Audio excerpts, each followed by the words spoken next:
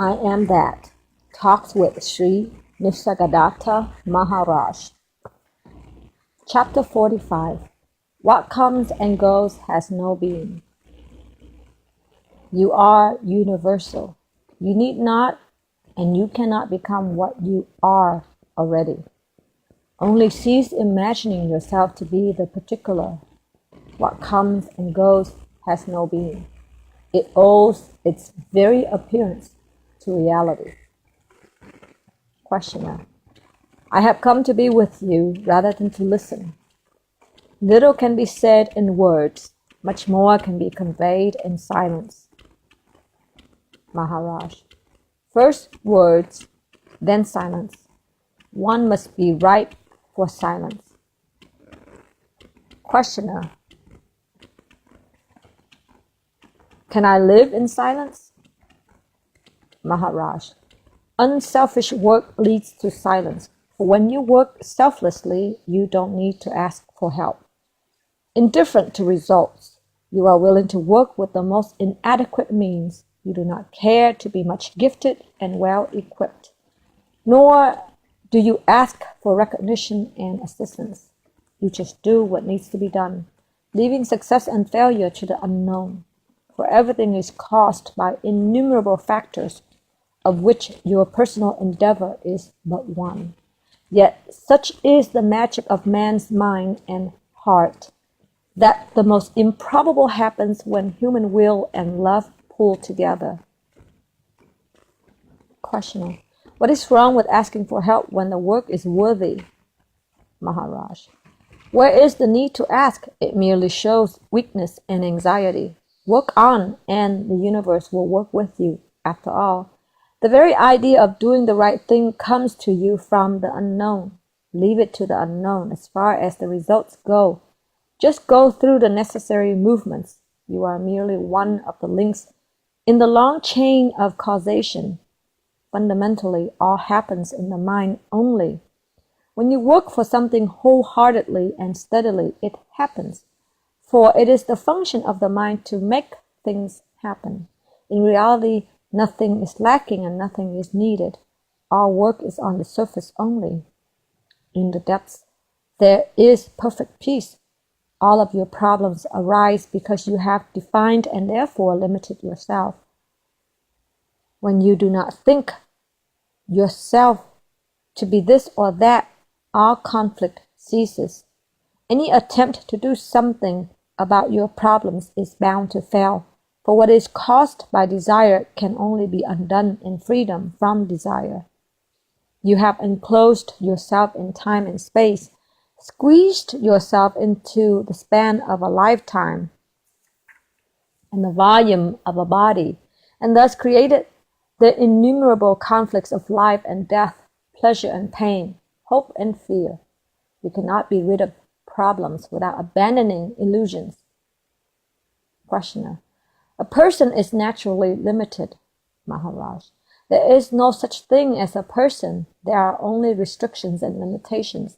The sum total of these defines the person. You think you know yourself when you know what you are, but you never know who you are. The person merely appears to be, like the space within the pot appears to have the shape and volume and smell of the pot. See that you are not what you believe yourself to be. Fight with all the strength at your disposal against the idea that you are nameable and describable. You are not. Refuse to think of yourself in terms of this or that. There is no other way out of misery which you have created for yourself through blind acceptance without investigation. Suffering is a call for inquiry. All pain needs investigation. Don't be lazy to think. Questioner. Activity is the essence of reality. There is no virtue in not working. Along with thinking, something must be done. Maharaj. To work in the world is hard. To refrain from all unnecessary work is even harder. Questioner. For the person I am, all this seems impossible. Maharaj. What do you know about yourself? You can only be what you are in reality. You can only appear to be what you are not. You have never moved away from perfection. All idea of self-improvement is conventional and verbal. As the sun knows not darkness, so does the self know not the non-self. It is the mind which by knowing the other becomes the other. Yet the mind is nothing else but the self. It is the self that becomes the other, the not self, and yet remains the self. All else is an assumption. Just as a cloud obscures the sun without in any way affecting it, so does assumption obscure reality without destroying it. The very idea of destruction of reality is ridiculous. The destroyer is always more real than the destroyed. Reality is the ultimate destroyer. All separation, every kind of estrangement and alienation is false. All is one. This is the ultimate solution of every conflict. Questioner: how is it that in spite of so much instruction and assistance, we make no progress? Maharaj: as long as we imagine ourselves to be separate personalities, one quite apart from another, we cannot grasp reality, which is essentially impersonal. First, we must know ourselves as witnesses only, dimensionless and timeless centers of observation, and then realize that immense ocean of pure awareness, which is both mind and matter, and beyond both. Questioner: what I may be in reality, I feel myself to be a small and separate person, one amongst many. Maharaj: your being a person is due to the illusion of space and time. You imagine yourself to be a certain point occupying a certain volume. Your personality is due to your self-identification with the body. Your thoughts and feelings exist in succession. They have their span in time and make you imagine yourself, because of memory, as having duration. In reality, time and space exist in you. You do not exist in them. They are modes of perception, but they are not the only ones. Time and space are like words written on paper. The paper is real. The words merely a convention. How old are you? Questioner: 48. Maharaj: what makes you say 48? What makes you say I am here? Verbal habits born from assumptions. The mind creates time and space and takes its own creations for reality. All is here and now, but we do not see it. Truly, all is in me and by me. There is nothing else. The very idea of else is a disaster and a calamity. Questioner: what is the cause of personification, of self-limitation in time and space? Maharaj: that which does not exist cannot have a cause. There is no such thing as a separate person. Even taking the empirical point of view, it is obvious that everything else is the cause of everything, that everything is as it is because the entire universe is as it is. Questioner: yet personality must have a cause. Maharaj: how does personality come into being? By memory, by identifying with the present, and with the past, and projecting it into the future. Think of yourself as momentary, without past and future, and your personality dissolves. Questioner: does not I am remain? Maharaj: the word remain does not apply. I am is ever fresh. You do not need to remember in order to be. As a matter of fact, before you can experience anything, there must be a sense of being. At present, your being is mixed up with experiencing. All you need is to unravel being from the tangle of experiences. Once you have known pure being without being this or that, you will discern it among experiences, and you will no longer be misled by names and forms. Self-limitation is the very essence of personality. Questioner: How can I become universal? Maharaj. But you are universal. You need not, and you cannot become what you are already. Only cease imagining yourself to be the particular. What comes and goes has no being. It owes its very appearance to reality. You know that there is a world, but does the world know you? All knowledge flows from you as all being and all joy.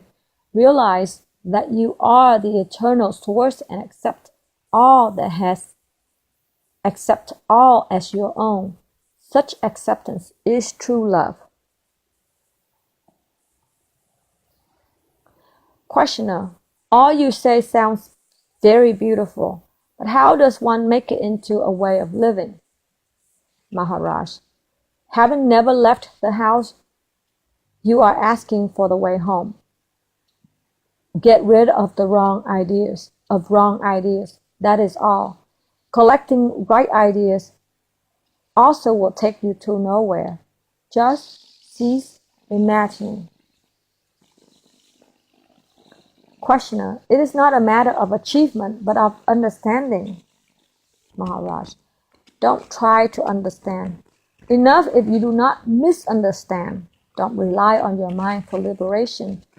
It is the mind that brought you into bondage. Go beyond it altogether. What is beginningless cannot have a cause. It is not that you knew what you are and then you have forgotten. Once you know, you cannot forget. Ignorance has no beginning, but can have an end. Inquire, who is ignorant? And ignorance will dissolve like a dream. The world is full of contradictions. Hence, your search for harmony and peace. These you cannot find in the world, for the world is the child of chaos. To find order, you must search within. The world comes into being only when you are born in a body. No body, no world. First inquire whether you are the body. The understanding of the world will come later. Questioner. What you say sounds convincing, but of what use is it to the private person who knows himself to be in the world and of the world? Maharaj. Millions eat bread, but few know all about wheat, and only those who know can improve the bread. Similarly, only those who know the self, who have seen beyond the world, can improve the world. Their value to private persons is immense, for they are their only hope of salvation. What is in the world cannot save the world. If you really care to help the world, you must step out of it. Questioner. But can one step out of the world? Maharaj. Who was born first, you or the world? As long as you give first place to the world, you are bound by it. Once you realize, beyond all trace of doubt, that the world is in you and not you in the world, you are out of it. Of course, your body remains in the world and of the world, but you are not deluded by it. All scriptures say that before the world was, the Creator was. Who knows the Creator? He alone who has before the Creator. Your own real being, the source of all the worlds with their creators. Questioner. All you say is held together by your assumption that the world is your own projection. You admit that you mean your personal subjective world, the world given to you through your senses and your mind. In that sense, each one of us lives in a world of his own projection. These private worlds hardly touch each other, and they arise from and merge into the I am at their center. But surely behind these private worlds, there must be a common objective, of which the private worlds are mere shadows. Do you deny the existence of such an objective world common to all? Maharaj. Reality is neither subjective or objective, neither mind nor matter, neither time nor space. These divisions need somebody to whom they happen, a conscious separate center. But reality is all and nothing, the totality and the exclusion, the fullness and the emptiness, fully consistent and absolutely paradoxical. You cannot speak about it, you can only lose yourself in it. When you deny reality to anything, you come to a residue which cannot be denied. All talk of jnana is a sign of ignorance. It is the mind that imagines what it does not know and then comes to know. Reality knows nothing of these contortions. Even the idea of God as the creator is false. Do I owe my being to any other being? Because I am, that is, all is. Because I am, all is. Questioner. How can it be? A child is born into the world, not the world into the child. The world is old and the child is new. Maharaj. The child is born into the world. Now, were you born into your world, or did your world appear to you? To be born means to create a world around yourself as the center. But do you ever create yourself, or did anyone create you? Everyone creates a world for himself and lives in it, imprisoned by his ignorance. All we have to do is to deny reality to our prison. Questioner. Just as the waking state exists in seed form during sleep, so does the world the child creates on being born exist before its birth. With whom does the seed lie? The seed lies. Maharaj.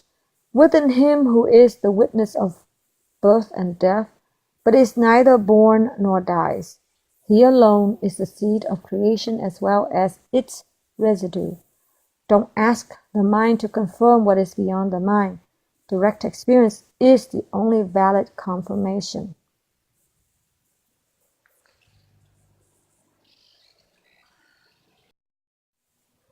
I am that.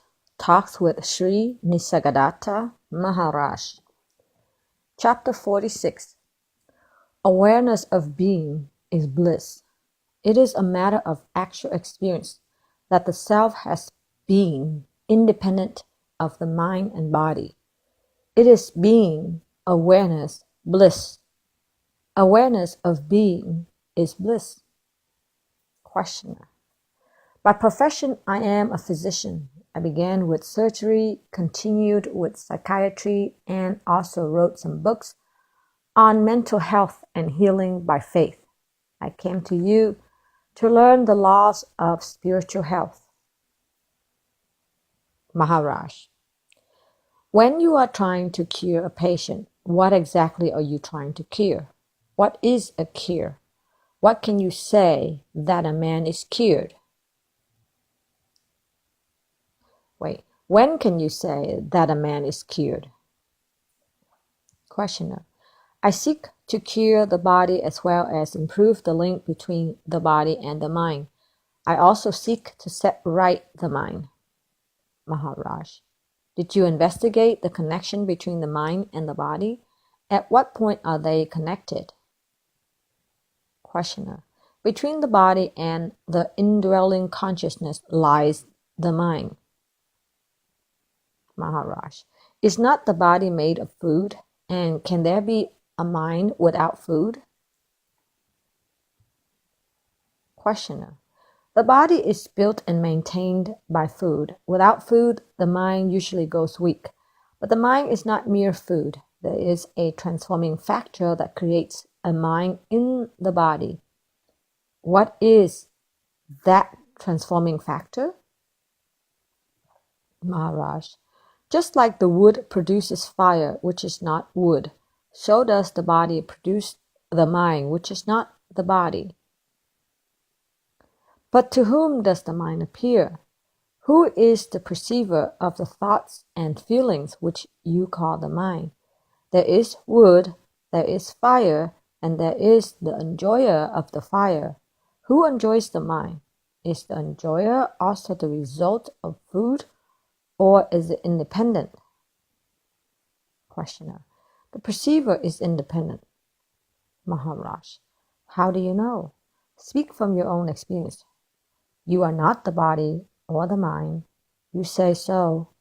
How do you know? Questioner. I really do not know. I guess so. Maharaj. Truth is permanent. The real is changeless. What changes is not real. What is real does not change. Now, what is it in you that does not change? As long as there is food, there is body and mind. When the food is stopped, the body dies and the mind dissolves. But does the observer perish? Questioner. I guess it does not, but I have no proof. Maharaj. You yourself are the proof. You have not, nor can you have any other proof. You are yourself. You know yourself. You love yourself. Whatever the mind does, it does for the love of its own self. The very nature of the self is love. It is loved, loving, and lovable. It is the self that makes the body and the mind so interesting, so very dear. The very attention given to them comes from the self. Questioner. If the self is not the body or the mind, can it exist without the body and the mind? Maharaj. Yes, it can. It is a matter of actual experience that the self has being independent of the mind and body. It is being, awareness, bliss. Awareness of being is bliss. Questioner. It may be a matter of actual experience to you, but it is not in my case. How can I come to the same experience? What practices do I follow? What exercises to take up? Maharaj. To know that you are neither the body nor mind, watch yourself steadily and live unaffected by your body and mind, completely aloof as if you were dead. It means you have no vested interests either in the body or in the mind. Questioner. Dangerous. Maharaj. I'm not asking you to commit suicide, nor can you. You can only kill the body. You cannot stop the mental process, nor can you put an end to the persons you think you are. Just remain unaffected. This complete aloofness, unconcerned with the mind and body, is the best proof that at the core of your being, you are neither mind nor body. What happens to the body and the mind may not be within your power to change, but you can always put an end to your imagining yourself to be the body and mind. Whatever happens, remind yourself that only your body and mind are affected, not the self. The more earnest you are at remembering what needs to be remembered, the sooner you will be aware of yourself as you are, for memory will become experience. Earnestness reveals being. What is imagined and willed becomes actuality.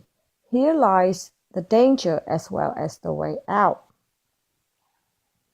Tell me, what steps have you taken to separate your real self, that in you, which is changeless, from your body and mind? Questioner. I'm a medical man. I have studied much. I imposed on myself a strict discipline in the way of exercises and periodical fasts. I'm also a vegetarian. Maharaj. But in the depth of your heart, what is it that you want? Questioner. I want to find reality. Maharaj. What price are you willing to pay for reality? Any price? Questioner. While in theory I'm ready to pay any price, in actual life again and again I'm prompted to behave in ways which come between me and reality. Desire carries me away. Maharaj. Increase and widen your desires until nothing but reality can fulfill them. It is not desire that is wrong, but its narrowness and smallness. Desire is devotion. By all means, be devoted to the real, the infinite, the eternal heart of being. Transform desire into love. All you want is to be happy. All your desires, whatever they may be, are expressions of your longing for happiness. Basically, you wish yourself well. Questioner: I know that I should not. Maharaj: Wait, who told you that you should not? What is wrong with wanting to be happy? Questioner: The self must go, I know. Maharaj: But the self is there. Your desires are there. Your longing to be happy is there. Why? Because you love yourself. By all means, love yourself wisely. What is wrong is to love yourself stupidly as to make yourself suffer. Love yourself wisely. Both indulgence and austerity have the same purpose in view, to make you happy. Indulgence is the stupid way. Austerity is the wise way. Questioner: What is austerity? Maharaj: Once you have gone through an experience, to not go through it again is austerity. To eschew the unnecessary is austerity. Not to anticipate pleasure or pain is austerity. Having things under control at all times is austerity. Desire by itself is not wrong. It is life itself, the urge to grow in knowledge and experience. It is the choices you make that are wrong. To imagine that some little thing, food, sex, power, fame, will make you happy is to deceive yourself. Only something as vast and deep as your real self can make you truly and lastingly happy. Questioner: Since there is nothing basically wrong in desire as an expression of love of self, how should desire be managed? Maharaj: Live your life intelligently, with the interests of your deepest self always in mind. After all, what do you really want? Not perfection. You are already perfect. What you seek is to express in action what you are. For this you have a body and a mind. Take them in hand and make them serve you. Questioner: Who's the operator here? Who is to take the body and mind? Take the body, mind in hand. Maharaj: The purified mind is the faithful servant of the self. It takes charge of the instruments, inner and outer, and makes them serve their purpose. Questioner: And what is their purpose? Maharaj: The self is universal and its aims are universal. There is nothing personal about the self. Live an orderly life, but don't make it a goal by itself. It should be the starting point for high adventure. Questioner: Do you advise me to come to India repeatedly? Maharaj: If you are earnest, you don't need moving about. You are yourself wherever you are, and you create your own climate. Locomotion and transportation will not give you salvation. You are not the body, and dragging the body from place to place will take you nowhere. Your mind is free to roam the three worlds. Make full use of it. Questioner: If I am free, why am I in the body? Maharaj: You are not in the body. The body is in you. The mind is in you. They happen to you. They are there because you find them interesting. Your very nature has the infinite capacity to enjoy. It is full of zest and affection. It sheds its radiance on all that comes within its focus of awareness, and nothing is excluded. It does not know evil or ugliness. It hopes, it trusts, it loves. You people do not know how much you miss by not knowing your own true self. You are neither the body nor the mind, neither the fuel nor the fire. They appear and disappear according to their own laws. That which you are, your true self, you love it, and whatever you do for your own happiness. To find it, to know it, to cherish it is your basic urge. Since time immemorial, you loved yourself, but never wisely. Use your body and mind wisely in the service of the self. That is all. Be true to your own self. Love yourself absolutely. Do not pretend that you love others as yourself. Unless you have realized them as one with yourself, you cannot love them. Don't pretend to be what you are not. Don't refuse to be what you are. Your love of others is the result of self-knowledge, not its cause. Without self-realization, no virtue is genuine. When you know beyond all doubting that the same life flows through all that is, and you are that life, you will love all naturally and spontaneously. When you realize the depth and fullness of your love of yourself, you know that every living being and the entire universe are included in your affection. But when you look at anything as separate from you, you cannot love it because you are afraid of it. Alienation causes fear, and fear deepens alienation. It is a vicious circle. Only self-realization can break it. Go for it resolutely.